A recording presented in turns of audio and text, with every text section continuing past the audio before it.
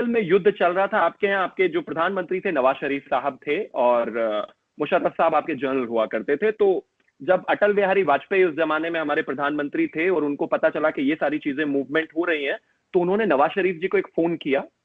दूसरी तरफ नवाज शरीफ जी ने फोन उठाया और फोन उठाकर बात करनी शुरू की। अटल जी ने कहा कि आपने मेरी पीठ में छुरा घोंपा है, जिस तरह से चीजें बेहतर चल रही थी, हम खुद बस में बैठकर यहां से गए, चीजें बेहतर करने की कोशिश की और हम चाहते थे कि एक बायलैटरल टाइज हमारी बहुत बेहतर रहे।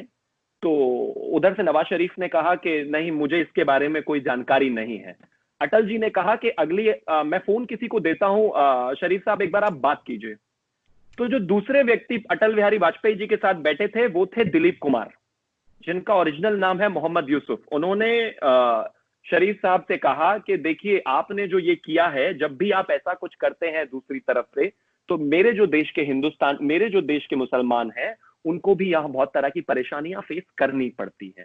मैं एक छोटा सा रेफरेंस आपको इसलिए दे रहा हूं कि जब आप हिस्ट्री में जाएंगे तो देखेंगे, जब आप सीरीज ऑफ एविडेंसेस को कनेक्ट करने की कोशिश करेंगे तो आपको समझ में आएगा एक्चुअली गलती कहाँ है। मैं ये नहीं कहता कि आइदर इट्स ब्लैक और व्हाइट, मतलब कहीं ना कहीं ग्रे एरिया है, जाहिर है हमें उस पर काम करने की जरूरत है, लेकिन ऐसा नहीं है कि पॉलिटिकल विल अगर हो तो हम इसे ठीक नहीं कर सकते। मैंने शुरुआत में भी आपकी डिबेट शोज में हमेशा कहा है कि मेरी तरफ से मेरे देश के प्रधानमंत्री, जिनको आपके न्यूज चैनल्स पर क्या क्या दिखाया जाता है वो एक अलग बात है, लेकिन उन्होंने खुद कोशिश की, वो खुद एक शादी में पहुंच गए प्रधानमंत्री आवास पर और शादी में शामिल हुए। जाहिर है एक अनप्लान ट्रिप किया और ट्रिप के बाद एजेंडा ये होता है कि जब आप वर्ल्ड लीडर होने के साथ या फिर एक हेड ऑफ द स्टेट होने के साथ साथ अपना एक पर्सनल बॉन्डिंग बहुत बेहतर बना लेते हैं तो कंट्री के रिलेशनशिप बेहतर होंगे, इस बात की बहुत गुंजाइश होती है। लेकिन वैसा कुछ नहीं हुआ। उसका एक मेजर रीजन जो मैं आज मानता हूं वो ये कि टेररिज्म एक सबसे बड़ी प्रॉब्लम रही है। मैं कहता हूं कि जानता हूं कि अगली बार जो उधर से मेरे दोस्त बोलेंगे वो कहेंगे कि हम भी इससे सफर कर रहे हैं, सारी दुनिया इससे सफर कर रही है, लेकिन कहीं ना कहीं वो एक मेजर पॉइंट रहा है जिसको लेकर दो ही चीजें सबसे इंपॉर्टेंट रही, एक रहा कश्मीर और दूसरा रहा टेररिज्म। अगर हम दोनों पर शायद कहीं कॉमन मिनिमम प्रोग्राम बनाकर या जो भी करके उस चीज को आगे लेकर जाए, एटलीस्ट बात करें, कॉमन मिनिमम तो दूर की बात है, तो शायद चीजें बेहतर होंगी फ्यूचर में। जी अली, आप क्या कहेंगे? क्योंकि हमेशा से ये इल्जाम लगता रहा है पाकिस्तान के ऊपर, लेकिन पाकिस्तान तो खुद आपको मालूम है कि सबसे ज्यादा इसका शिकार रहा है टेररिज्म का। वो अभी जो त्यागी साहब ने एंटिसिपेट किया कि मैं ये जवाब दूंगा, देखिए नेचुरली इसका ये जवाब है, मगर ये कहते हैं ना कि two wrongs does not make one thing right. मतलब अगर हिंदुस्तान में दहशतगर्दी हो रही है और वो हिंदुस्तान कंप्लेन कर रहा है कि ये दहशतगर्दी हो रही है, टेररिज्म हो रहा है, और मैं कहूँगी हमारे यहाँ भी हो रहा है, तो फिर ये इसका जवाब नहीं है। हाँ, ये हो सकता है कि भाई आपके यहाँ जो टेररिज्म हो रहा है, जो हमारे यहाँ हो रहा है, आइए मिलके बात करते हैं इस पर और इसका कोई हल निकालते हैं। क्योंकि हमें ये लगता है कि जो हमारे यहाँ टेररिज्म हो रहा है वो भारत से स्पॉन्सर हो रहा है, और भारत को ये लगता है कि जो उनके यहाँ टेररिज्म हो रहा है उसमें पाकिस्तान का हाथ है।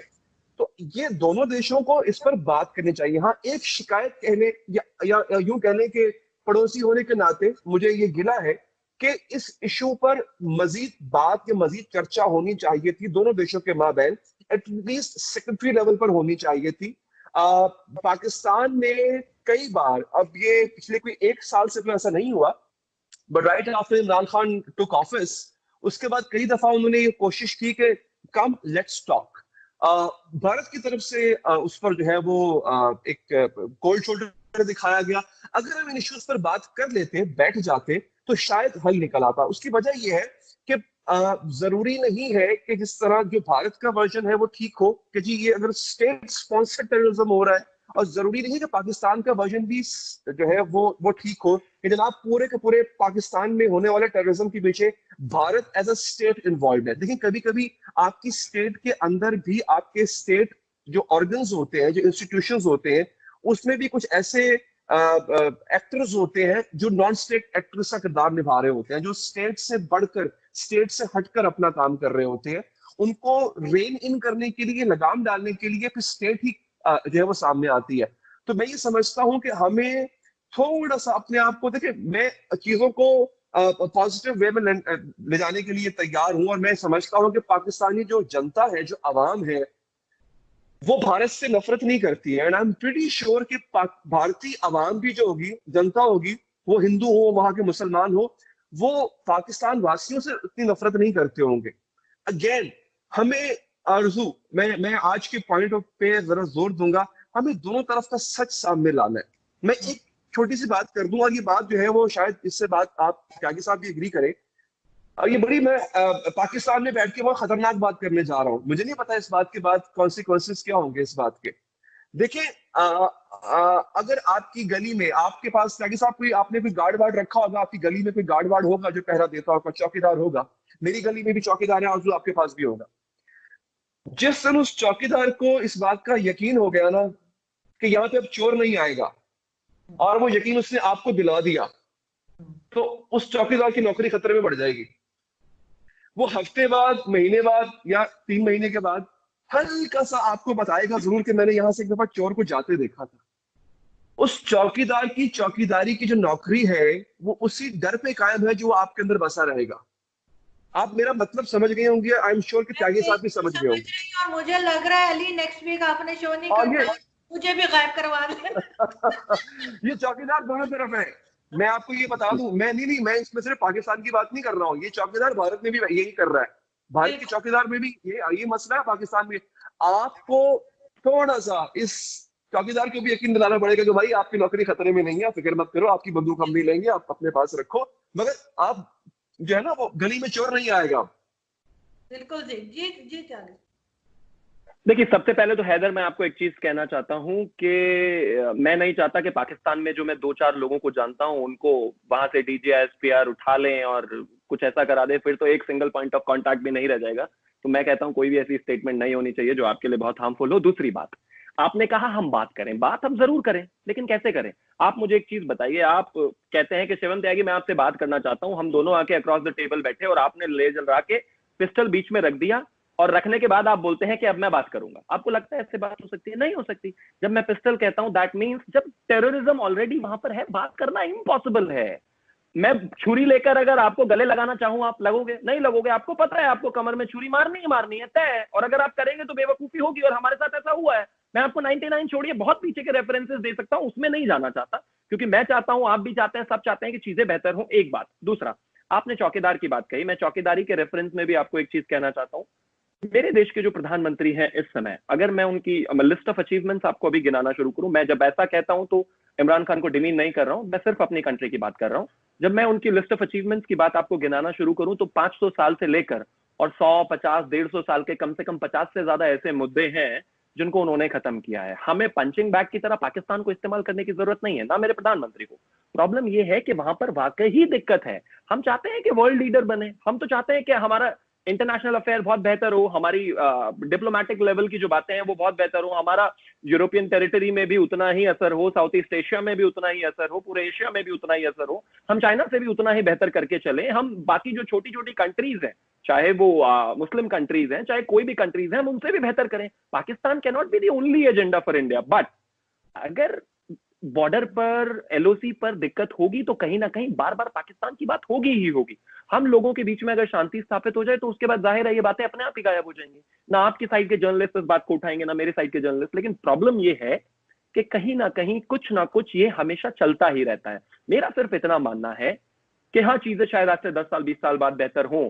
एक जमाने में सोवियत यूनियन से बहुत सारी चीजें हमारी बेहतर हुआ करती थी, फिर उसके बाद थोड़ी इधर उधर हुआ, फिर चीजें बेहतर हुई। अमेरिका के साथ हमारे रिलेशनशिप हमेशा अप डाउन, और इंटरनेशनल लेवल पर जब हम रिलेशनशिप की बात करते हैं तो कोई भी बहुत ज्यादा परमानेंट नहीं होता, सीमेंटेड कुछ नहीं है। आज बेहतर है, कल शायद थोड़े नॉर्मल होंगे, एवरेज होंगे, फिर शायद बहुत बेहतर हो जाएंगे। लेकिन हाँ, एक कंसिस्टेंसी पाकिस्तान के साथ हिंदुस्तान की जरूर रही है कि हमारे आपके साथ संबंध कभी बेहतर नहीं हुए, और उसका एकमात्र रीजन आप भी जानते हैं, मैं भी जानता हूं, उसको बार बार डिस्कस करने का मुझे लगता है कोई लाभ नहीं है। आपने नॉन स्टेट एक्टर्स की बात की, मैं मानता हूं नॉन स्टेट एक्टर्स होते हैं, मेरी साइड में भी हैं, लेकिन उनको ठीक करने की जिम्मेदारी मेरी सरकार की है। अगर मेरे देश में रहकर कोई व्यक्ति प्रोपेगेंडा करता है किसी भी कंट्री के खिलाफ या मेरे खुद के देश के खिलाफ, तो मेरी सरकार की जिम्मेदारी बनती है, मेरी जिम्मेदारी बनती है, मेरे देश के प्रधानमंत्री की जिम्मेदारी बनती है, हमें उनको ठीक करना ही पड़ेगा।